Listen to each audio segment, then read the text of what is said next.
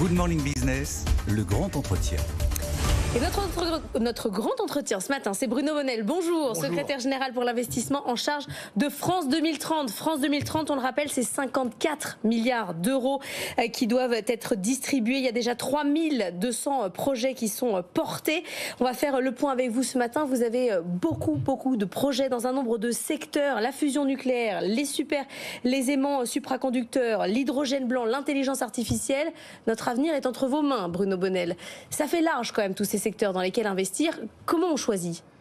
L'avenir n'est pas entre mes mains, l'avenir est entre les mains de tous les innovateurs qu'il y a en France, et il y en a beaucoup, et par rapport à ce que vous disiez, 3200 dossiers, on n'en se prend qu'un sur 3. C'est-à-dire par rapport aux appels à projets qu'on a lancés il y a 2 ans, qui étaient sur d'autres secteurs, le véhicule électrique, 2 millions à l'horizon 2030, les petits réacteurs nucléaires, les lanceurs de fusées, les biomédicaments, on a reçu des dizaines de milliers de réponses. Donc là aujourd'hui, quand on dit que ça fait beaucoup de secteurs, c'est que le monde bouge en même temps. C'est-à-dire qu'on ne peut pas en enlever un pour enlever l'autre. Les besoins d'énergie, par exemple, c'est 3 choses. La sobriété, la décarbonation, c'est-à-dire la décarbonation de l'industrie, et de la volumétrie aussi, parce qu'on ne va pas s'arrêter d'avoir besoin d'électricité. Donc, faire de la fusion, c'est se projeter à 15-20 ans en disant ça va être une nouvelle source importante. Pourquoi les aimants supraconducteurs ? Parce que c'est une manière de confiner les plasmas de fusion, un peu technique, mais c'est une brique techno nécessaire. Donc c'est pas pour la fusion nucléaire. Pour la fusion nucléaire. Donc on part pas dans tous les sens. On a des scientifiques, des professionnels qui disent attention, on a besoin de ces étapes pour gagner. Un petit précision. Quand SpaceX se décide d'aller dans l'espace, c'était il y a 12 ans. À ce moment-là, tout le monde dit Elon Musk, attends, excuse-nous, la NASA, Ariane Espace, etc., les grands consortiums mondiaux, la Chine, etc. Mais c'est une société privée qui commence par faire des briques technologiques et qui aujourd'hui représente 80% des lanceurs. Mais est-ce que vous avez les moyens de vos ambitions ? C'est quoi votre budget, Bruno Bonnell, si on compare par exemple à l'IRA américain, 400 milliards de dollars, vous avez quoi vous ? Alors il faut comparer ce qui est comparable. Il y a un continent d'un côté, d'accord, et puis il y a un pays européen de l'autre. Alors moi je veux bien qu'on compare l'IRA à tous les efforts que fait l'Europe. Globalement, c'est-à-dire de la pointe de la Bretagne jusqu'au fin fond de la Pologne, et vous verrez qu'on est dans le par. Après, il y a une question de coordination.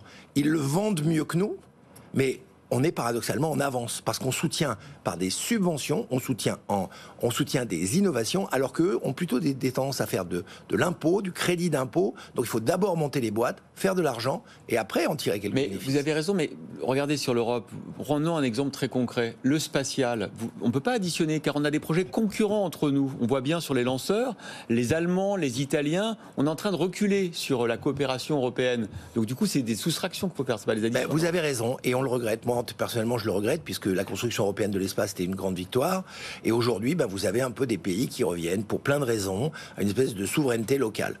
Mais si on veut être en position de force pour se retourner autour de la table, parce qu'il n'y a pas d'issue, ce sont des défis continentaux. L'exploration de l'espace, et demain, la fabrication dans l'espace, les stations spatiales qui vont tourner. Parce qu'à 20 ans, il y aura peut-être 4, 5... stations spatiales qui vont tourner autour de la planète. Eh bien, cela, il faudra être en position de force avec des technologies. C'est pour ça qu'on soutient les micro-lanceurs. Rendez compte qu'on a réussi à trouver 8 sociétés qui préparent des lanceurs de fusées en France. Alors qu'il y a 2 ans, quand on a lancé ce projet, on nous a dit non, mais attendez, ne rêvez pas, c'est pas à l'échelle de la France, ça ne marchera jamais. Moi, je fais passer de ça ne marchera jamais à ça pourrait bien marcher. Et puis là, ça va marcher. Et comment on mesure justement le succès de France 2030 ? Vous parlez du spatial, par exemple, vous avez soutenu LNUB, My Exploration Company. Vous dites ça, c'est grâce à France 2030, c'est grâce à LNUB, c'est parce qu'il y a un marché. Comment on mesure la capacité de France 2030 à aider ces boîtes ? La mission de France 2030, elle est très simple. Elle est de dérisquer l'investissement privé. Et d'ailleurs, je fais un appel, j'en profite d'être chez vous pour vous dire, là où on est vraiment en retard par rapport aux Américains, là où on est vraiment en retard par rapport aux Allemands, c'est l'investissement privé. L'État fait sa part. L'État fait vraiment sa part. 54 milliards sur la table, plus tout le reste, les CIR, etc.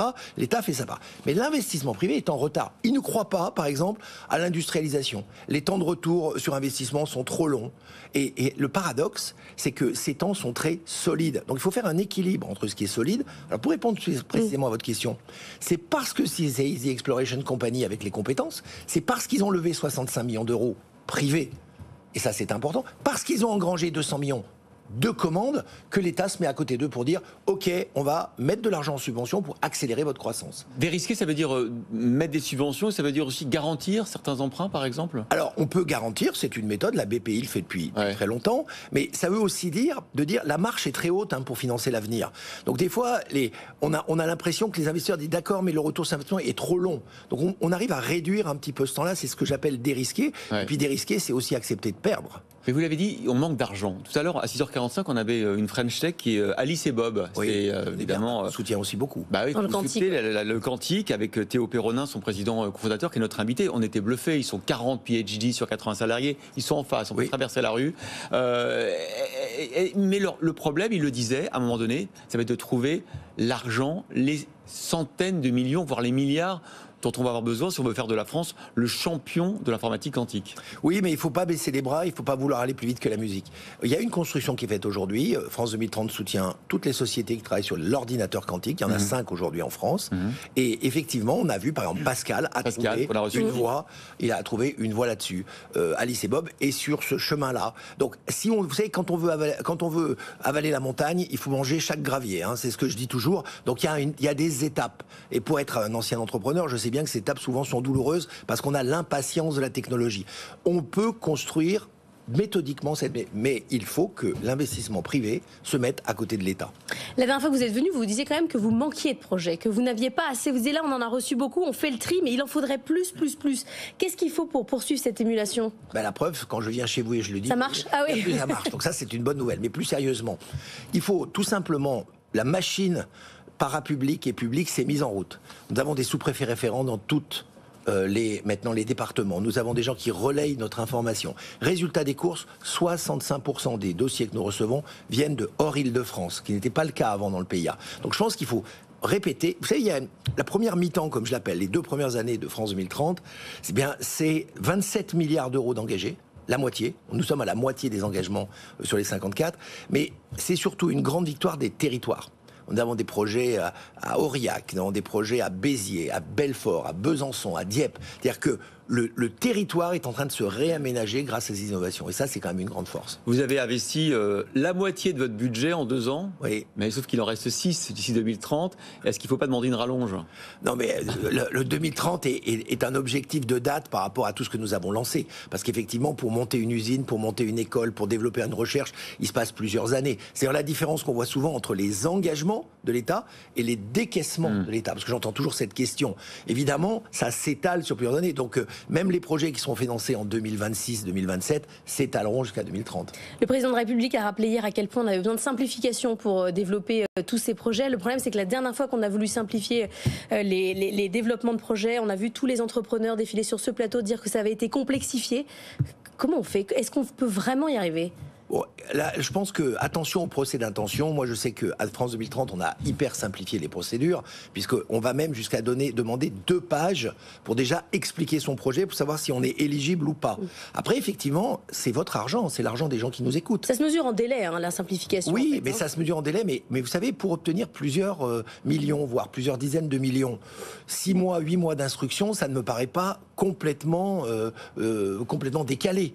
Je pense que là où il y a un problème de complexité, c'est dans l'administration, j'allais dire, de terrain. Et là, je suis d'accord qu'il faut simplifier. Quand on a plusieurs mois à cause d'une grenouille verte pour décaler une construction d'usine, ça, il faut trouver des solutions. Quand on a des discussions sans fin pour savoir comment on va aménager un lieu, ça, c'est des solutions. Il faut simplifier le pratique. Mais l'allocation des fonds, on a quand même besoin de l'instruire. On a parlé du nucléaire, on a parlé du quantique, on parle aussi de décarbonation. On sait que la France a des richesses dans ses sous-sols. Par exemple, on a parlé effectivement de l'hydrogène blanc, c'est-à-dire qu'il se trouve naturellement dans les sols. On parle aussi du lithium, qui est présent dans certaines régions. Là aussi, il y a beaucoup de blocages, parce que tout de suite, dès qu'on dit qu'on va creuser la terre pour extraire des matières premières, il y a des levées de boucliers. Parce que dans cette nouvelle société, il faut de la pédagogie. Il faut expliquer aux gens que craquer pour faire du gaz de schiste, c'est pas aller voir si on peut récupérer de l'hydrogène natif. Ce ne sont pas les mêmes procédés. On a changé le code minier pour pouvoir le faire. On en est à la phase d'exploration. Il faut bien faire la distinction. Et après la phase d'exploration, il y aura une phase éventuellement d'instruction pour exploitation. Et ça passe par des concertations et des discussions. Oui, mais vous savez, ces débats, ils ont existé. au début du XXe siècle, quand on a exploité le charbon, il y avait les mêmes débats. On s'en rappelle pas, mais il y avait les mêmes débats. Le chemin de fer aussi. Le chemin de fer, quand on a installé les lignes électriques, il y avait les mêmes débats.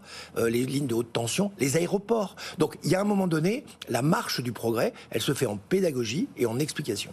Vous qui êtes un passionné d'intelligence artificielle, de robots, on a beaucoup parlé de Mistral AI ces derniers jours. Quand vous voyez notre CAC 40 qui n'a que 3 boîtes de la tech, vous dites qu'on a raté quelque chose là? Non, on n'a pas raté, on est sur le chemin. Je dis toujours, il y a une vraie différence entre être en retard et le réaliser et accélérer. C'est ce qu'a dit le président de la République hier.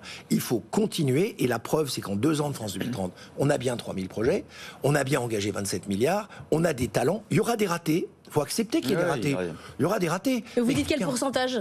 J'en sais rien. Alors aujourd'hui, j'en sais rien. Ça va dépendre des domaines. Mais ces ratés, c'est autant d'expérience qu'on va avoir, autant de compétences qu'on va former. Il y aura des consolidations. Vous savez, moi, je viens du domaine du jeu vidéo. À l'origine du vidéo, il y avait des centaines de boîtes. Il y en a pas mal qui ont collapsé, dont la mienne, vous voyez. Mais elle a donné naissance à d'autres sociétés qui aujourd'hui brillent, comme Ubisoft par exemple en France. Bruno Bonnel, demain à votre place, il y aura le grand chef Raoni qui a choisi BFM Business parce qu'il veut parler aux entreprises, il veut parler aux enjeux de sauvetage de la planète, de décarbonation. Vous le connaissez, Raoni? Je l'ai rencontré à Lyon, oui, et c'est un personnage à la fois haut en couleur, même physiquement, mais surtout qui est très branché techno, contrairement à ce qu'on pense. C'est-à-dire qu'ils utilisent dans les forêts amazoniennes plein de technologies. Ils utilisent des drones pour repérer dans la canopée ce qui peut se passer. Ils utilisent des techniques très sophistiquées. Et même, il y a des endroits où il y a des liaisons Internet par satellite. Et je pense que c'est des gens qui à la fois veulent préserver la planète, mais n'ont pas oublié qu'ils sont dans le siècle. On fera le bilan de la COP28 avec lui, bien évidemment. C'est un échec, la COP28, pour vous? En tout cas, il faut bouger plus. Je pense que là, on a pris effectivement, là, pour parler de retard, en tout cas, la France ne veut pas être en retard et continuera à se battre. Alors